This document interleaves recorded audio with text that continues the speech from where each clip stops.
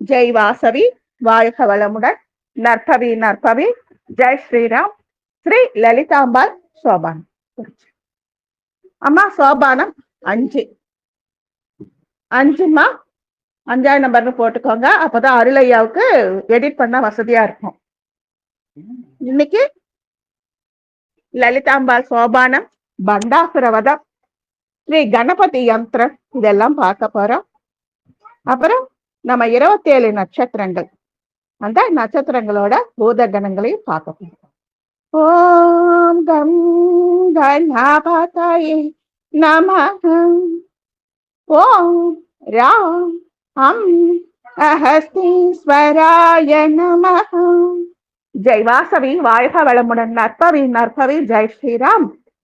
குருவரில் ஆன்மீக மைய சகோதர சகோதரிகளுக்கும் 30 முக்கோட்டி தேவர் பெருமக்களுக்கும் ததாஸ்து தேவதைகளுக்கும் சித்தர் பெருமக்களுக்கும் பிரபஞ்ச பேராற்றலுக்கும் ஸ்ரீ லலிதாதேவியின் பொற்பாத கமலங்களுக்கும் காரைக்கால் அம்மையாரின் பொற்பாத கமலங்களுக்கும் அடியேனின் சிரம் தாழ்ந்த வணக்கம்.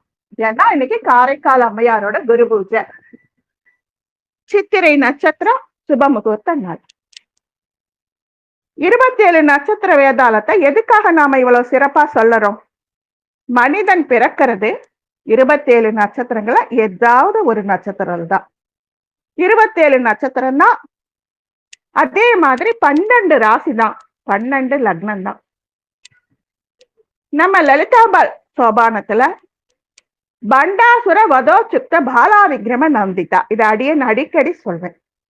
பண்ட சைன்ய வதோத்யுக்த சக்தி விக்ரம ஹர்ஷிதா, பண்ட புத்திர வதோத்யுக்த சக்தி சேனா சமன்விதா. இந்த பண்டனை வதம் பண்றதுக்கு அம்பிகை ரொம்ப தீவிரமா முயற்சி பண்ணியிருக்காங்க. அதனாலதான் நம்ம திருமியச்சூர் கோவில்ல உங்களுக்கு நெய்க்குளம் வைக்கிறோம்னு சொல்றோம். இந்த பண்டபுத்திரனை வதம் பண்ணனதுக்கு அப்புறம் லலிதா சகச நாமத்தை திருமியச்சூர் லலிதா தேவி திருவாக்குல இருந்து 63 கோடி யோகினிகள் நமக்காக கொடுத்தாங்க. ஹயக்ரீவர் தொகுத்து அகஸ்தியர் நமக்காக கொடுத்தாங்க. அப்படி கொடுக்கும் பொழுது அந்த 63 கோடி யோகினிகளுக்கு நாம தினந்தோறும் போய் கும்பிட முடியாது. அதனால நம்ம அந்த போரிலே பங்கேற்ற தசமகா வித்யா தேவிகளுக்கும் பைரவர்களுக்கும் 27 வேதாள கணங்களுக்கும் நமஸ்காரம் பண்ணிக்கிறோம். காளி, தாரா, வித்யா சோட்டஷி, புவனேஸ்வரி, பைரவி, சின்னமஸ்தா, வித்யா, தூமாவதி, ஸ்ரீ ராஜ மாதங்கி, சித்த வித்யா, கவிதா, பகலாமுகி, ஏக தச மகா வித்யா, சர்வ தந்திரேசு சோபிதா அப்படின்னு பிராணம் சொல்லுது. துர்கா சப்தசதி அப்படிங்கிற ஒரு முக்கியமான கட்டம் பண்டாசுர வதம் ரொம்ப சிறப்பா துர்காவோட சப்த சதியில சொல்லப்படுது. எத்தனை 33 கோடி தேவர்களும் பல்லாயிரக்கணக்கான பூதகணங்களும் வேதாளங்களும் பைரவர்களும் அத்தனை பேரும் எதிர்த்து நின்று போரிட்டாலும் அந்த பண்டன் மறுபடியுமா அவன் தன்னுடைய ஆற்றலை பலவிதமாக பெருக்கி செஞ்சான். நிறைய படை பலங்கள் வச்சுட்டு இருந்தான். பலி சக்கரவர்த்தி பூமிக்குள்ளார போனார் இல்லையா, அவரையும் அவன் கூப்பிட்டுட்டு வந்து சண்டை போட வச்சான். அப்போ நம்ம தேவதைகளுக்கு மதிமயக்கம் உண்டாக்க விநாயகரை அங்க வரவழைச்சான்னு போன வாரம் பார்த்தோம். மறுபடியும் லலிதா தேவி விநாயகரை யந்திரமா ரூபத்துல அவர் ஆவாகனம் பண்ணி அந்த போர்க்களத்துல ஸ்தாபிதம் பண்ணி போர்ல ஜெயிச்சாங்க. இன்னைக்கு எல்லாமே பார்க்கலாம். அம்மா நல்லா கேக்குதா சுதாமா? பேசுங்க. சரி கேக்குது. இந்த பண்டன் எப்படி வந்தான்? நம்ம பண்டாசுர வதோச்சுக்த பாலா விக்ரம நந்திதான்னு சொல்றோம். இந்த பண்டன் எப்படி வந்தான்? சிவனாரும் பார்வதியும் இணைந்து ஒரு குழந்தைய கொடுத்தா சூரபத்மனை வதம் பண்றதுக்காக தேவர்கள் காத்திருக்காங்க. சிவன் சதா தியானத்துலதான் இருப்பார். அப்படி தியானத்துல இருந்த சிவபெருமானி மன்மதன், ரதி தேவி தவத்தை கலைக்க சுத்தியும் அந்த மந்த மாருதங்கள், அப்படியே மாம்பூ, மாதுளம்பூ, சம்பகம், அசோகம், புன்னாகம் இந்த மலர்களை கொண்டு வாசம் வீச செஞ்சு எழுப்ப பார்க்கிறேன். ரதி மன்மதனுக்கு முன்னோடியாக வருவன் அனங்கன், வசந்தன், இவங்க எல்லாரும் வந்து மென்மையான முறையில சிவபெருமான எழுப்ப பார்க்கிறாங்க. சிவபெருமான் எந்திரிக்கல, எங்களால முடியல, நாங்க திரும்பி போயிடுறோம் அப்படின்னு ரதியும் மன்மதனும் சொல்றாங்க. ரதியும் மன்மதனும் புது தம்பதிகள். அப்பதான் ரதி மன்மதனும் கிளி வாகனத்துல வந்திருக்காங்க, அனங்கனும் வசந்தனும் தென்றல் வாகனத்துல வந்திருக்காங்களாம். அப்படி வந்த அந்த சமயத்துல 33 தேவர்களும் சொல்றாங்க, நீங்க உதவி பண்ணாதான் நாங்க அசுரனை வதம் பண்ண முடியும், தயவு பண்ணி சிவபெருமான எழுப்புங்க அப்படின்னு சொல்ல, இல்ல எங்களுக்கு பயமா இருக்கு பண்ண மாட்டோம்னு சொல்ல, தேவர்களும் மூவர்களும் கெஞ்ச மன்மத பானத்தை கரும்பு வில்லை வளைத்து பஞ்சபானங்கள் சொல்லக்கூடிய சம்பகா, அசோகா, புன்னாக்கா, மாதுளை, மாம்பு இத 5 சேர்த்து சிவபெருமான் மேலே அனங்கன் எனப்படும் வசந்தன் எனப்படும் தூதுவர்களின் உதவியை கொண்டு ரதியின் பதியான மன்மதன் அம்பெய்கிறார். இது நம்ம பார்த்திருக்கோம். அப்படி எய்த அம்பால சிவபெருமான் கண் விழிச்சு நெற்றி கண்ணை திறக்கிறார். மன்மதன் சாம்பலாயிடுறான். ரதி அப்படி அழறா, பார்வதிக்கு சாபம் கொடுத்துறா. நான் என் கணவனுடன் மகிழ்ந்து ஒரு குழந்தை பெற இயலவில்லை, அதே மாதிரி நீயும் உன் கணவனுடன் இணைந்து மகிழ்ந்து ஒரு குழந்தை பெற முடியாது, உனக்குன்னு தாய்மை பாக்கியம் கிடையாது. ரதி தேவி பார்வதிக்கு கொடுத்த சாபம் இது. பார்வதிக்கு ஒன்னும் சொல்லல, தேவகாரிய சமுத்பவா, அதுக்காகத்தானே அவங்க வந்தாங்க. நம்ம விநாயகர் என்ன பண்ணிடுறாரு, இந்த ரதி அழுதுட்டு இருக்கா, சாபம் கொடுத்துட்டு இருக்கா. மன்மதனை எரித்த சாம்பல் அவ்வளவு சாம்பல் இருந்ததா, அதுல கங்கையின் தூய்மையான தண்ணீரை சேர்த்து ஒரு உருவம் பிசைஞ்சு செஞ்சாராம். மன்மதனை எரித்த சாம்பலில் நம்ம கணபதி ஒரு உருவம் செஞ்சார், ரொம்ப பெரிய உருவமா செஞ்சுட்டார். அதை பார்த்துட்டுமே பிரம்மா பண்டா பண்டா அப்படின்னு அலர்னாராம்.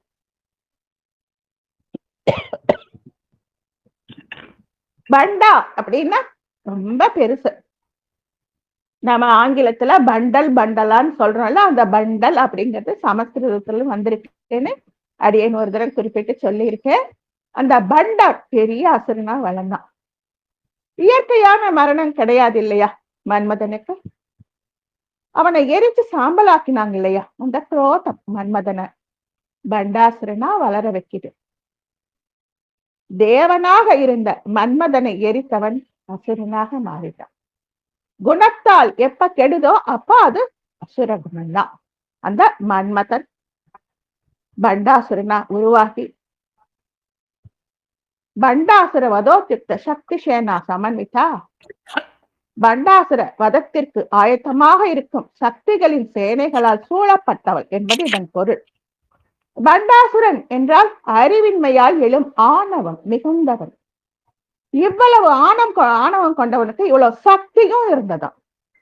இந்த சக்தியை ஒடுக்க ஸ்ரீ லலிதா பராசோட்டசியால தான் முடியும்னு சொல்றாங்க. 2 கைகளின் விரல்களை தேவியானவள் சொடுக்க, அதாவது நாம பார்த்தோம்ல, வலது கை 5 விரல், இடது கை 5 விரல் இருந்து தச அவதாரம் தோணுச்சுன்னு, அதே மாதிரி இப்ப நம்ம மேல பார்த்த காரி, காளி, தாரா, வித்யா இவங்களும் தேவி லலிதையின் கை விரல் சொடுக்கில் இருந்து தசமகா வித்யா தேவிகள் வந்தாங்க. தேவியின் 10 விரல்கள் இருந்து 10 பெரும் சக்திகள் உருவானாங்க. ஸ்ரீ துர்கா சப்தசதியில் ஸ்ரீ மார்க்கண்டேய மகர்ஷி விபரமா சொல்றார். இந்த கருத்தையே ஸ்ரீ லலிதா தேவியோட சகசர நாமத்துல கராங்குலி நகாத் பண்ண நாராயண தசாகிருதி அப்படிங்கிற ஸ்லோகம் வருது. அம்பாளின் 10 விரல்களில் இருந்து அவதாரம் செய்த 10 தேவியரும் பகவான் ஸ்ரீமன் நாராயணனின் பராக்கிரமத்தை குறிக்கும் 10 அம்சங்களாகும். தச அவதாரம். அது காளி தேவியானவள் கிருஷ்ணாவதாரத்துக்கு சம்வர்க வித்யா, தாரா தேவியானவள் ஸ்ரீ ராமா அவதாரத்துக்கு அக்ஷர வித்யா. சுந்தரி தேவியானவள் ஸ்ரீ கல்கி அவதார வைஸ்வானர வித்யா. புவனேஸ்வரி தேவியானவள் ஸ்ரீ வராக அவதாரத்துக்கு பராவரியசி வித்யா. பைரவி தேவியானவள் ஸ்ரீ நரசம்மா அவதாரத்துக்காக சாண்டில்ய வித்யா. சின்னமஸ்தா தேவியானவள் ஸ்ரீ பரசுராம அவதாரத்துக்கான ஜோதிர் வித்யா. தூமாவதி தேவி வாமன அவதாரத்தின் பூமா வித்யா. பகலாமுகி தேவியானவள் ஸ்ரீ கூர்மாவதாரன் அதோட இந்திர யோனி வித்யாவம். மாதங்கி தேவி ஸ்ரீ பலராம அவதாரத்தின் உத்கீத வித்யா. கமலாத்மிகா தேவி ஸ்ரீ மக்ஷ அவதார மது வித்யா. இந்த 10 விரலை உதரும் பொழுது தச அவதாரங்கள் நிகழுது. 10 விரல்களை சொடுக்க தசமகா வித்யா தேவிகள் வராங்க. இந்த 10 தேவிகள் 30 முக்கோட்டி தேவர்கள், இவங்களோட இருந்த பூத கணங்கள், வேதாளங்கள், பைரவர்கள், இத்தனை பேர் சேர்ந்துதான் அந்த போர்க்களத்துல பங்கெடுத்துக்கிட்டாங்க. அம்பிகையின் துதி நூல்களில் முதலிடம் வகுப்பது ஸ்ரீ லலிதா சகஸ்ரநாமம். இதை உபதேசித்தவர் ஹயக்ரீவர், உபதேசம் பெற்றவர் அகஸ்தியர் லோபாமுத்ரா. இதை நமக்கு கொடுத்தவர் அகஸ்தியர். உபதேசம் கொடுத்தவரும் சாமானியம் இல்லை, வாங்கினவரும் சாமானியம் இல்லை. பிரம்மதேவரிடமிருந்து அசுரன் ஒருவன் வேதங்களை கவர்ந்து கொண்டு போன போது மகாவிஷ்ணு ஹயக்ரீவர் முகம் கொண்டு அசுரனை கொன்று வேதங்களை மீட்டார். ஞானத்தின் வடிவம் தான் ஹயக்ரீவர். அந்த ஹயக்ரீவருக்கு தான் நாம லக்ஷ்மி ஹயக்ரீவரா கடலூர் ஸ்ரீ வந்தியத்துல கோவில்ல வச்சு நாம கும்பிட்டு இருக்கோம். அந்த அசுரனை மீட்டார் ஞானத்தின் வடிவமான ஹயக்ரீவர். அந்த அசுரனை கொன்று வேதங்களை மீட்டார். அப்படிப்பட்ட ஹயக்ரீவரின் பெருமையை இந்த ஒரே ஒரு பாசுரத்தால சொல்ல முடியாதுன்னு துர்கா சப்தசதி சொல்லுது. சிவபெருமானுக்கும் பார்வதிக்கும் கல்யாணம் நடந்தப்ப மகாவிஷ்ணு, பிரம்மா, இந்திரன் முதலான அத்தனை தேவர்களும் அங்க வராங்க. அதன் காரணமாக வடகோடு தாழ்ந்து தென்கோடு உயர்ந்தது. சிவபெருமான் அகஸ்தியரை தென் திசைக்கு போ, பூமி சமநிலை பெறும் அப்படின்னு எல்லாரும் தெரிஞ்ச கதை. எதுக்காக இதை சொல்றாங்கன்னா, இந்த உலகத்தில் இருக்கும் அத்தனை மாந்தர்களும் ஒரு பக்கம் நின்னா, அகஸ்தியர் மட்டுமே ஒரு பக்கம் நின்னா சரி சமானமா இருப்பாங்களாம். அப்படிப்பட்ட உத்தமோத்தம புருஷன் நமக்கு லலிதா சகஸ்ரநாமத்தை கொடுத்திருக்காங்க. அந்த லலிதா சகஸ்ரநாமம் எவ்வளவு மேன்மையாக இருக்கும். அந்த பண்டாசுர வதத்துல எத்தனை தேவர்களும், எத்தனை கணங்களும், எத்தனை பைரவர்களும், எத்தனை வேதாளங்களும் பங்கெடுத்துக்கிட்டாங்கிறது அளவிட முடியாதது. அப்படி பங்கெடுத்துக்கிட்ட தியாகம் பண்ண அந்த வேதாளங்களை அவங்க சூரபத்மனை வதைக்கும் பொழுதும் உபயோகப்படுத்திக்கிட்டாங்களாம். அந்த வேதாள கணங்களை சூரபத்மன் வதம் பண்ண முருகப்பெருமான் கிளம்பும் போது அவங்களோடையும் அம்பிகை அனுப்பி வச்சாங்களாம். அதனால நம்ம முருகப்பெருமான் அந்த 27 நட்சத்திர வேதாளங்களுக்கு அவங்களுக்கு அதிகாரம் கொடுத்துட்டாராம். இருக்குது செய்யூர் கந்தசாமி கோவில்ல 27 நட்சத்திர வேதாளங்களுக்கும் புலிங்கர் அப்படிங்கிற, புலிங்கர்ங்கிறது படைத்தளபதி. நம்ம விஷ்ணு கோயிலுக்கு போனா விஸ்வக்ஷேனன் அப்படின்னு ஒருத்தரை கும்பிடுவோம், அவர் தான் சேனாதிபதி. இந்த 27 நட்சத்திர வேதாளங்களுக்கு சேனாதிபதி புலிங்கர், அவரு அந்த கோவில்ல இருக்காரு. தபன விநாயகர் அப்படின்னு ஒரு அற்புதமான விநாயகரை பார்த்தோம். அவருக்கு முன்னாடிதான் யாகம் வேள்வி செய்ய அனுமதி வாங்கி செய்வாங்களாம். தொன்மையிலும் தொன்மையான அற்புதமான ஒரு ஸ்தலமா இருக்கு, அதை பார்த்தோம். விக்ன யந்திர பிரகர்ஷிதா லலிதா சகஸ்ரநாமத்துல 78வது பெயர். இதன் பொருள் மகா கணேசரால் நிர்பின்னமான விக்ன யந்திரத்தால் பிரகர்ஷித்து மகிழும் ஸ்ரீ லலிதா சகஸ்ரநாமம். மகா கணேச நிர்பின்ன விக்ன யந்திர பிரகர்ஷிதா. மகா கணேசேன நிக்ஷேன பின்னைக விக்ன யந்திரைக பிரகர்ஷேன ஹர்ஷிதா. மகா கணேச நிர்பின்ன விக்ன யந்திர பிரகர்ஷிதா. இந்த தொடர் செல்வ அப்படியே நாம பிரிச்சு பிரிச்சு நமக்காக கொடுத்திருக்காங்க. அந்த பண்டாசுரன் நம்ம படைகளை மயக்கிறதுக்காக ஒரு விக்ன யந்திரம் வைக்கிறான். அந்த விக்ன யந்திரத்தை விநாயகரை கொண்டு உடைப்பதை கண்டு தேவி மகிழ்கிறாள். யந்திரத்தால் உருவான தடையை மகா கணேசர் அளித்ததில் மகிழ்ந்தாளாம்.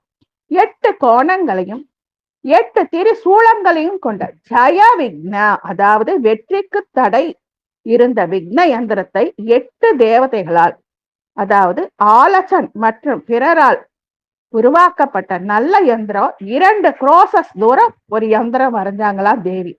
இன்னைக்கு கணக்கு பார்த்தா 2 குரோசம் அப்படிங்கிறது 4 மைல் தூரத்துக்கு ஆகுமா. ஒரு பெரிய கல் பலகையில அவன் யந்திரத்தை பொறிச்சு விஷுக்கிரன், அதாவது பண்டாசுரனோட மகன், தேவியின் படையின் மீது வீசினானா. நம்ம கணேசர் அத பெரிய ஆயுதம் கொண்டு, அவருடைய மலு ஆயுதத்தை கொண்டு பல பல துண்டுகளாக உடைத்தாராம். இது முந்தைய நாமாவின் தொடர்ச்சி. பண்டாசுரனால் நடப்பட்ட ஜெய விக்னம் என்ற யந்திரத்தை அகற்ற விநாயகர் முன்னிறுத்தப்பட்டார். விநாயகர் அந்த யந்திரத்தை அகற்றி லலிதா பரா சோட்டசின் படை மீண்டும் தன்னம்பிக்கை பெற உதவினார். விநாயகர் யந்திரத்தை அகற்றிய போது லலிதா தேவி மகிழ்ச்சி அடைந்தார். இந்த யந்திரங்கள் மாயா தீயா செயல்களுக்கு எதிரானது. இந்த மாயையே லலிதா தேவி தான் தலைவியா. அந்த திரையை நீக்குபவளும் அவள்தானா. தூய சிவன் வந்து லலிதா தேவியை உணர்ந்து கை தொழுகிறானா. ஆனா லலிதா தேவி தானே திரையை அகற்ற மாட்டாளாம். நமக்குன்னு முயற்சி செய்ய அறிவு கொடுப்பாளாம். அதனாலதான் அவ பூநூல் அணியும் அதிகாரம் கொண்ட குருவாய் அழைக்கப்படுகிறார். ஒரு பெண்ணானவள் பூநூல் அணிவதில்லை. ஸ்ரீ லலிதா தேவி லலிதா மகா பராசோடசியும் திரிபுர சுந்தரியும் பூநூல் அணியும் பாக்கியம் பெற்றிருக்காங்க. நம்ம விநாயகரை பத்தி நமக்கே தெரியும். இருந்தாலும் அந்த இடத்துல ஒரு சின்ன விளக்கம் கொடுக்குறாங்க. பெரிய உடம்பு, சின்ன எலி. அந்த எலி தான் அவரை சமக்குது. இன்னைய கம்ப்யூட்டர், லேப்டாப் இதுக்கு ஒரு மவுஸ் இருக்குதுங்கிறது இதை பார்த்துதான் அவங்க கண்டுபிடிச்சாங்களாம். இப்படிப்பட்ட ஒரு அற்புதமான கணபதிக்காக லலிதா சகஸ்ரநாமத்துல 4-5 இடத்துல அவளை போற்றி போற்றி நாமங்கள் வரும். இன்னைக்கு ஒரு ஸ்லோகம் மட்டும் நாம நேரமின்மை காரணமாக சொல்லியிருக்கோம். விநாயகர் பெரும்பாலும் பிரபஞ்சத்தின் அடிப்படை ஒலியான இந்த மந்திரமான ஓம் ஓம் ஓம்கார ஓம்காரா ஓம் ஓம்காரா ஓம் கம் கணபதியே ஓம்கார ஸ்வரூபமே அப்படின்னு, ஒலியின் உருவகமே அப்படின்னு கணபதி அதர்வ சிர்ஷாவில் சான்றளிக்கப்பட்டு இருக்குதாம். இது விநாயகர் புனித ஒளியின் அவதாரத்தை விவரிக்கிறது. கணபதியை மூலாதார சக்கரத்துடன் இணைக்கும் ஒரு பத்தியில் சான்று இருக்கு. இத மொழிபெயர்த்தபடி இந்த பக்தி வரும். அதாவது நாம தியானம் பண்ணுவோம். அடியேன் அடிக்கடி சொல்வேன், மூலாதாரம், சுவாதிஷ்டானம், மணிபூரகம், அநாகதம், விசுத்தம், ஆக்யா, சிந்தாமணிஸ்தவம், சகஸ்ராதாரம். இந்த மூலாதாரத்துல எப்படி அமைப்பு இருக்குது? 4 இதழ் கொண்ட தாமரை, நான்முகன் பிரம்மனை குறிக்குது. மத்தியில் இருக்கிற ஒரு முக்கோண பீடம் கணபதிய குறிக்குது. இதுலதான் நம்முடைய போன ஜென்மத்தோட கர்ம பதிவு இருக்குது. இந்த மூலாதாரத்துல ஸ்ரீ விநாயகர் ஆண் பெண் என்ற கொள்கை இல்லாமல் சர்வ வல்லமையுள்ள கடவுளின் ஆதி சக்தியான ஆதி தாயிடமிருந்து பிறந்தவர். எல்லா நேரங்களிலும் நமக்குள்ளேயே உரைகிறார். படைப்பிலே அவர் அப்பாவித்தனம், தூய்மை, கருணை ஆகியவற்றின் உருவமாய் இருக்கிறார். பரிணாம வளர்ச்சியின் தொடக்கத்தில் அமீபா செல் உயிரினங்கள் முதல் மேலும் மேலும் மேலும் ஒரு செல்லுங்கிறது 2 செல்லாகி அப்படியே பூமியின் தனிமத்தால் இந்த பூலோகம் பெருகினதும் 6 அறிவுள்ள மனிதனை கொண்டதும் இந்த மூலாதார சக்கரத்தின் சுழற்சியாலதான் அப்படின்னு சொல்றாங்க. இந்த மூலாதாரத்துல இருக்கிற கணபதிக்கு எப்படி நாம மரியாதை கொடுக்கிறோமோ அதே மாதிரி சுவாதிஷ்டான சக்கரத்துல இருக்கிற முருகன், வள்ளி, தெய்வயானைக்கும் நாம மரியாதை கொடுக்கணும்னு சொல்றாங்க. மணிபூரகத்துல மகாவிஷ்ணு, இடகலா, பிங்களா, சுழுமுனை அந்த 3 நாடியும் பின்னி பிணைஞ்சு ஒரு தாயோட கர்ப்பத்துல 9 அமாவாசை 9 பௌர்ணமி குழந்தை இருக்கிறத குறிச்சு மகாவிஷ்ணுவுக்கும் நாம வணக்கம் சொல்லணும் அப்படின்னு சொல்றாங்க. அநாகத சக்கரத்துல உமா மகேஸ்வரர் இருக்க, அவங்களுக்கும் நீங்க வணக்கம் சொல்லணும் அப்படின்னு சொல்றாங்க. விசுத்தா சக்கரத்துல சிவபெருமான் நமக்காக தியாகம் பண்ணாங்க. அந்த விஷத்தை குடிச்சு அந்த தொண்டைக்குழியிலேயே நிற்க சொல்லி கௌரி தேவியானவள் சிவபெருமானின் தொண்டையில தன் இரு கரத்தை வச்சு அழுத்த விஷம் உள்ள இறங்காம திருநீல கண்டரா இருக்கிற அந்த விசுத்தத்தை கும்பிடுன்னு சொல்றாங்க. ஆக்ஞா சக்கராவை கும்பிடுங்கிறாங்க. சகஸ்திராதார கமலத்தை கும்பிடுன்னு சொல்றாங்க. ஸ்ரீ வித்யா உபாசகர்கள் சிந்தாமணி ஸ்தவத்தையும் கும்பிடுவாங்க. அதைத்தான் அடிக்கடி சொல்றேன். இந்த இப்படி எல்லா சக்கரங்களும் உறைந்து எல்லா சக்கரங்களும் சுழன்று அந்த பண்டாசுரனை வதைத்த ஒவ்வொரு தேவர்களுக்கும் நாம நன்றி செலுத்துறாப்படி 27 நட்சத்திர வேதாளங்களுக்கும் நாம நன்றி சொல்லணும். நாகாயுதபாணி பூத வேதாளம் அஸ்வினி நட்சத்திரம், வஜ்ரதந்திர பூத வேதாளம் பரணி நட்சத்திரம், வைராகிய பூத வேதாளம் கிருத்திகை நட்சத்திரம், கதாதாரி பூத வேதாளம் ரோஹிணி நட்சத்திரம், கான பூத வேதாளம் மிருகசீரிஷ நட்சத்திரம், தோமர பூத வேதாளம் திருவாதிரை நட்சத்திரம், வக்ர தம்த பூத வேதாளம் புனர்பூஷ நட்சத்திரம், விசால நேத்திர பூத வேதாளம் பூச நட்சத்திரம், அனந்த பைரவ பக்த பூத வேதாளம் ஆயில்ய நட்சத்திரம், ஞானஸ்கந்த பக்த பூத வேதாளம் மக நட்சத்திரம், தர்பகர பூத வேதாளம் பூரம் நட்சத்திரம், வீரபாகு சேவக பூத வேதாளம் உத்திர நட்சத்திரம், சூரபத்ம துவம்ச வேதாளம் ஹஸ்த நட்சத்திரம். இந்த சூர பத்ம துவம்ச வேதாளமானது ஹஸ்த நட்சத்திரத்துக்காரங்க. தினமும் ஒரு தரமாவது நம்ம நன்றி சொன்னா நம்ம மனசுல இருக்கிற ஆணவம் கண்மம் மாயை அழியுமா. தாரகாசுர ஹிம்ச பூத வேதாளம் சித்திரை நட்சத்திரத்துக்கான். அந்த குஹ பக்த பூத வேதாளம் சுவாதி நட்சத்திரம், சூரணி பூன பூத வேதாளம் சூரணி புன பூத வேதாளம் சுவாதி விசாக நட்சத்திரம், சந்திர கோப பூத வேதாளம் அனுஷ நட்சத்திரம். இந்த அனுஷ நட்சத்திரம் நம்ம மகா பெரியவாளோட நட்சத்திரம். சிங்கமுகாசுர ஹிம்ச பூத வேதாளம் கேட்டை நட்சத்திரம், பராக்கிரம பூத வேதாளம் மூலா நட்சத்திரம், மகோதர பூத வேதாளம் பூராட நட்சத்திரம், ஊர்வ சிக பம்த பூத வேதாளம் உத்திர நட்சத்திரம் உத்திராட நட்சத்திரம்,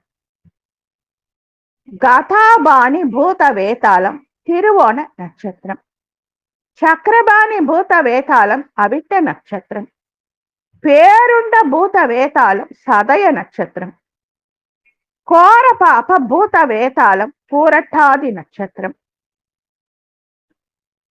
ருரு பைரவ சேவக பூத வேதாளம் புத்திரட்டாதி நட்சத்திரம், குரோதன பைரவ பக்த வேதாளம் ரேவதி நட்சத்திரம். இந்த நட்சத்திரம் இந்த 27 நட்சத்திரத்துக்கு 27 வேதாளங்கள் பார்த்தோம் இல்லைங்களா. இந்த கோவில் எங்க இருக்கு? செங்கல்பட்டு மாவட்டம் செய்யூர் கந்தசாமி கோவில்ல இருக்கு. ரொம்பவும் தொன்மை வாய்ந்த கற்றளி. இந்த முருகப்பெருமானோட வீரபாகு தேவர்கள் முதலான 12 சேவகர்கள் வந்தாங்க இல்லையா, அவங்களுக்கான சிலைகளையும் இருக்கு. இந்த 27 நட்சத்திரங்களுக்கும் சிலைகள் இருக்கு. சிவன் பார்வதியும் அங்க இருக்காங்க, லிங்க ரூபமாகவும் பார்வதி ரூபமாகவும். மத்தியில முருகனும் வள்ளி தெய்வயானி இருக்காங்க. போறவங்க யார் போனாலும் கொஞ்சம் வெயில் ஏறுறதுக்கு முன்னாடி போயிட்டு வந்துருங்க. காலையில 6 மணிக்கு திறந்தா 12:30 மணிக்கு மூடிடுவாங்களாம். செவ்வரளி பூ சிறந்தது, அதனால அந்த செவ்வரளி பூவை தான் பாக்கெட்ல வாங்கிட்டு போயிருந்தோம். எல்லா பூதாளத்துக்கும் நாமளே பூதகணங்களுக்கு நாமளே நம்ம கையால பூக்களை போட்டு எல்லா வேதாளமும் நல்லா இருக்கணும்னு வேண்டிட்டு வந்தோம். உலகத்துல மொத்தமே 27 நட்சத்திரம் தான். அதனால எல்லா வேதாளங்களுக்கும் நமஸ்காரம் பண்ணிட்டு வந்தோம், எல்லாரும் நல்லா இருக்கணும் அப்படின்ட்டு. உள்ள மட்டும் நாங்க அர்ச்சனை பண்றதுக்கு அலோ பண்ணாரு. சிவபெருமானின் சேயான முருகப்பெருமான் இங்கே அருள் பாலிப்பதால் சேயூர் அப்படிங்கிற பேர் செய்யூர் ஆயிடுச்சு. இங்க கும்பிடுறவங்களுக்கு என்ன கிடைக்குமா? நோயற்ற வாழ்வும் குறைவற்ற செல்வமும் கிடைக்குமா. முருகான்னு ஒரு தரம் கூப்பிட்டா என்ன அருள் கிடைக்குமோ இந்த செய்யூர் கந்தசாமி கிட்ட அது கோடி மடங்கு சேர்த்து கிடைக்குமா. யாருக்கு குழந்தை வேணுமோ, சேய் பாக்கியம் வேணுமோ, சேய் கிடைக்குமா. யாருக்கு மாங்கல்ய பாக்கியம் நீடிக்கணுமோ மாங்கல்ய பாக்கியம் நிலைக்குமா. எந்த ஆணுக்கோ பெண்ணுக்கோ கல்யாண வரம் தள்ளி போகுது அப்படின்னா இங்க வந்தா இதுக்கு அந்த அமைப்பையும் அவர் பண்ணி கொடுக்கிறாராம். பொதுவா வேதாளம் பூதம் அப்படின்னாலே தீய சக்தி தானே.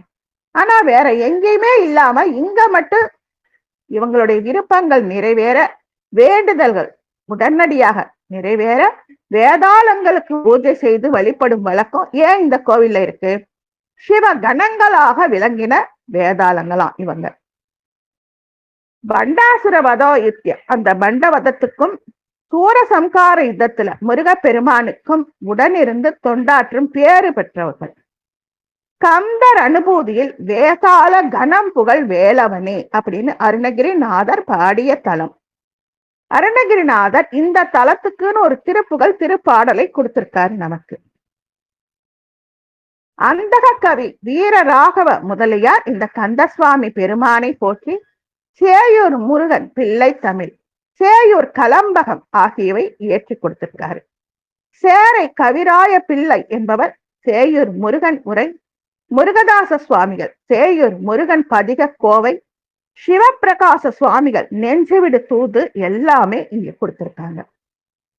10ஆம் நூற்றாண்டுக்கு முன்னையே இந்த கோவில் கட்டப்பட்டதாக கூறப்படுகின்றது. இந்த கோயில வணங்குறவங்களுக்கு கைமேல் பலன் அப்படின்னு ஐயர் சொன்னாரு. சில விஷயங்கள் ஐயருக்கு தெரியல, அவரை நாங்க கேட்டு இந்த இடத்துல ஏன் இப்படி இருக்குன்னு நானும் என் பையனும் கேட்டு விசாரிச்சு விளக்கம் வாங்கிக்கிட்டு வந்தோம். அவதையும் அவருக்கு தெரிஞ்ச அப்படி அவர் சொன்னாரு. ஸ்தாபன கணபதி நாங்க இதுக்கு முன்னாடி பார்த்ததில்ல, ரொம்ப அழகா லட்சணமா ஒரு கணபதி இருந்தாரு. அந்த ஸ்தாபன கணபதியும் நாங்க சேவிச்சோம். இந்த பங்குனி சுவாதி, சித்திரை இல்ல சுவாதி, நேத்து ஹஸ்தம் சித்திரை நட்சத்திரம் உடனே வந்ததுனால இன்னைக்கு சுவாதி வந்துருச்சுன்னு சொல்றாங்க. இந்த நேரம் காரைக்கால் அம்மையார் குரு பூஜை. இப்போ புனிதவதியார் என்ற இயற்பெயர் பெற்ற அம்மையார் பரமதத்தனை மணந்து வாழ்ந்து இறைவனிடமிருந்து பெற்ற மாங்கனி அவர்களின் வாழ்க்கையில் பெரிய மாற்றத்தை ஏற்படுத்தியது. நமக்கும் அந்த கதை தெரியும், இருந்தாலும் ஒரு லைன் பார்த்துடலாம். காரைக்கால் அம்மையாருக்கும் புனிதவதியா இருந்தப்ப பரமதத்தன்கிற ஒரு பெரிய வியாபாரிக்கு கல்யாணம் பண்ணி வைக்கிறாங்க. பரமதத்தன் கையில 2 மாம்பழம் கிடைக்குது கடையில இருக்கும் பொழுது, வீட்டுக்கு கொடுத்து விடுறாரு. அம்மை புனிதவதியார் சமையல் எல்லாம் முடிச்சுட்டு மாம்பழங்கள் 2ஐயும், எப்பயுமே நம்ம வீட்டுல எந்த பழம் கிடைச்சாலும் எந்த பூ கிடைச்சாலும் நம்ம கோவில்ல வைக்கிற அப்படி நம்ம வீட்டுல இருக்கிற பூஜை அறையில வைப்போம். அது மாதிரி வச்சுட்டாங்க. அவ புருஷன் எங்க மாம்பழம் கொடுத்து விட்டேன்னு, இதோ எடுத்துட்டு வரேங்க. அதுவும் சிவபெருமானோட திருவிளையாடல்ல அந்த 2 மாம்பழத்துல சிவபெருமானே ஒரு அடியவர் வேடம் பூண்டு பிக்ஷை வேணும்னு கேட்க, சரி புருஷனுக்கு ஒரு மாம்பழம் அடியாருக்கு ஒரு மாம்பழம் அந்த அம்மா நினைச்சுக்கிட்டு ஒரு மாம்பழத்தை அடியாருக்கு கொடுத்துட்டாங்க.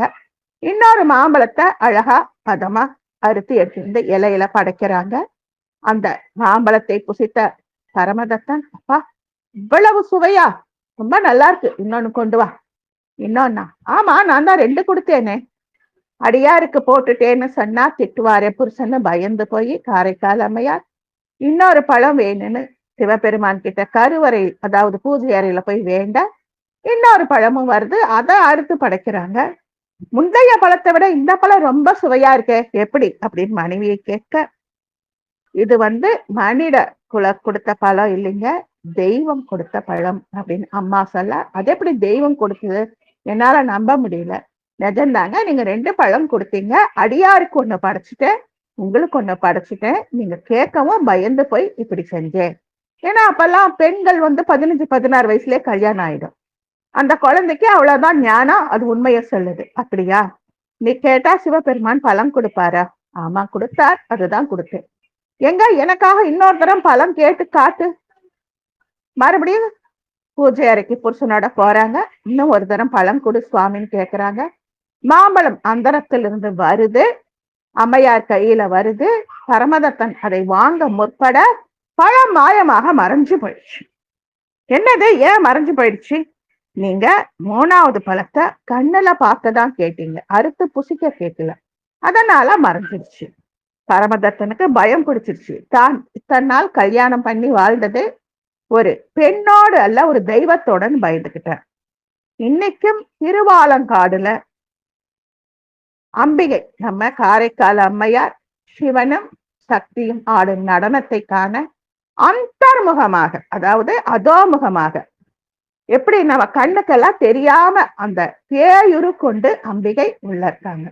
சிவபெருமானுக்கு ஆதி அந்தம் கிடையாது, அம்மா அப்பா கிடையாது. அந்த அம்மா அப்பா இல்லாத சிவபெருமான் திருநாவுக்கரசர் ஏற முடியாம மலை மேல ஏறி வரும் பொழுது கைலாயத்துக்கு, நான் உங்களுக்கு ஐயாரப்பன் கோவில்ல காட்சி தரேன், கைலாய காட்சி தரேன்னு அனுப்பிடுறாரு. அப்பா வருகன்னு கூப்பிடுறாரு.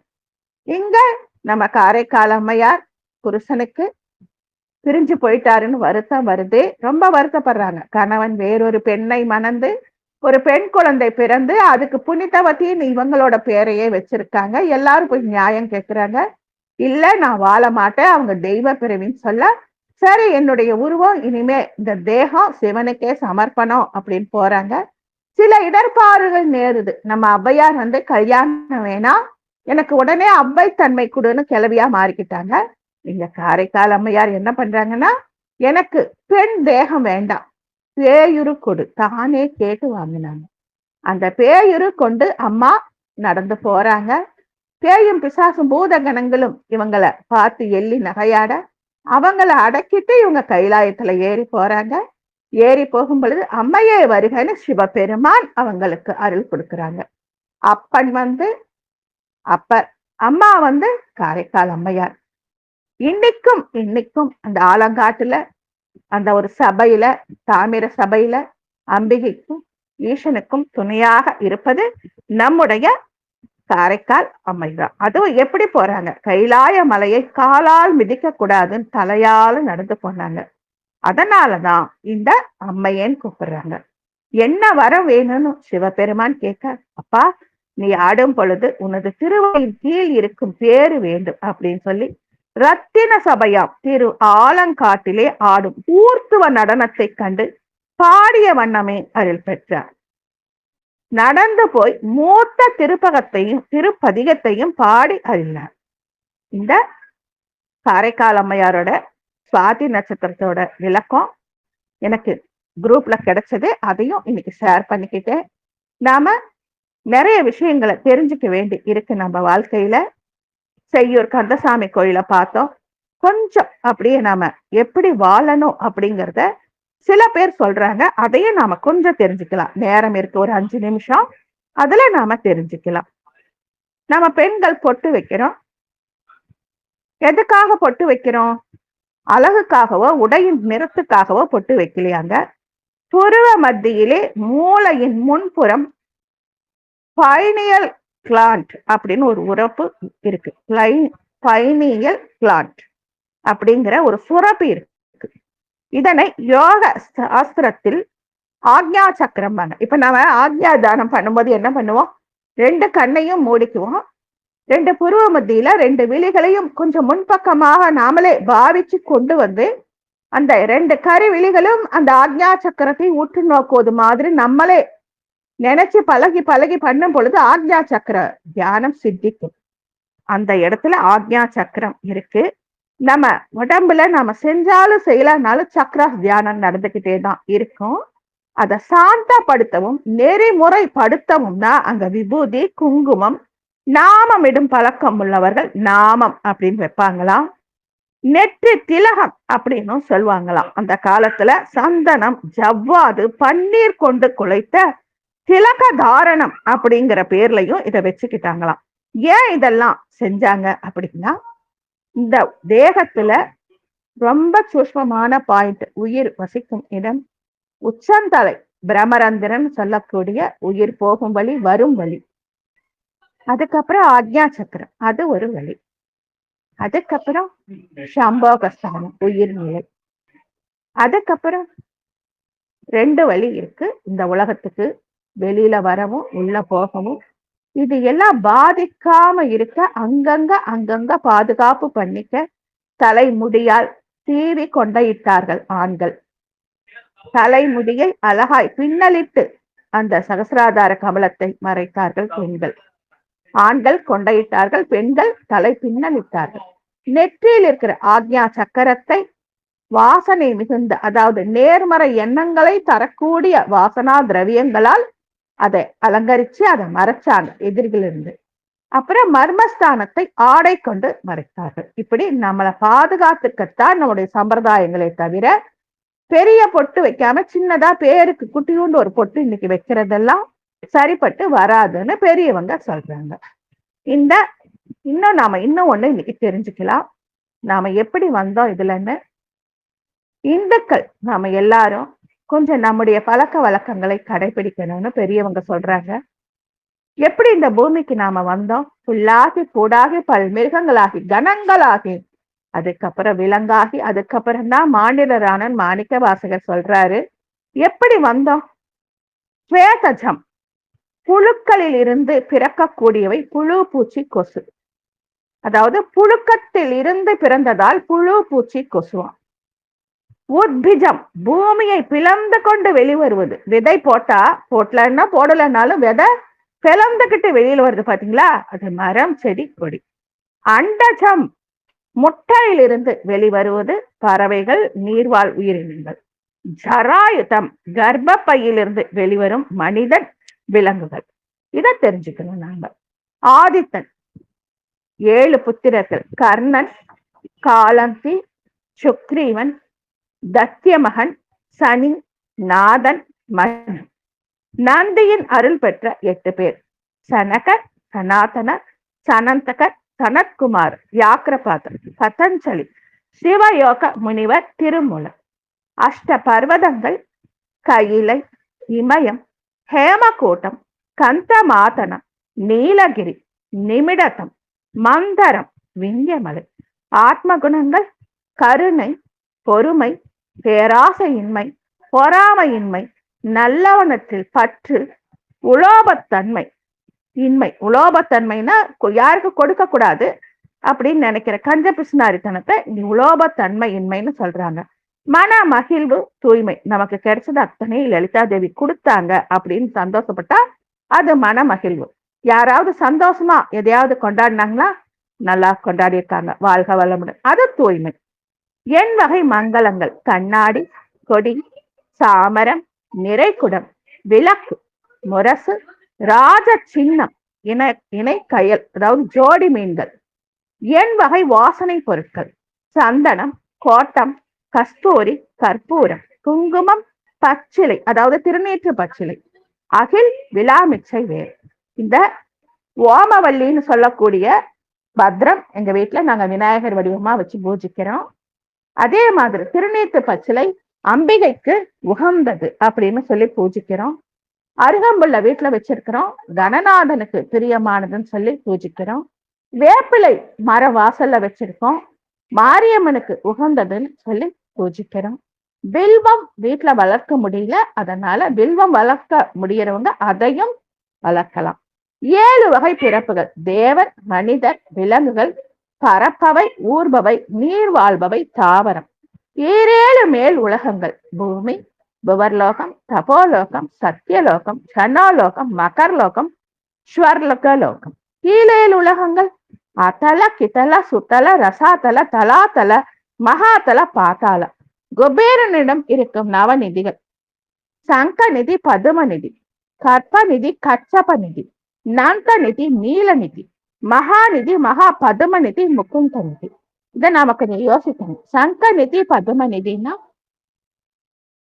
நம்ம குபேரன் அமரும் ஆசனம் நல்ல ஒய்யாரமாக நவரத்தினங்களால் பட்டு மென்மையான, தூய்மையான, ரொம்ப சொகுசான பட்டு ஆசனம் அவரது.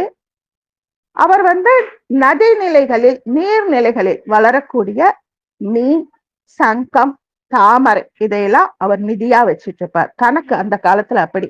இன்னைக்கு மில்லியன், பில்லியன், ட்ரில்லியன் போகுது இல்லையா? அப்படி முதல்ல சங்க நிதி, அப்புறம் பதும நிதி, தாமரை, அப்புறம் மகர நிதின்னு ஒண்ணு வருங்க, அப்புறம் கற்ப நிதி, அப்புறம் கச்சப நிதி.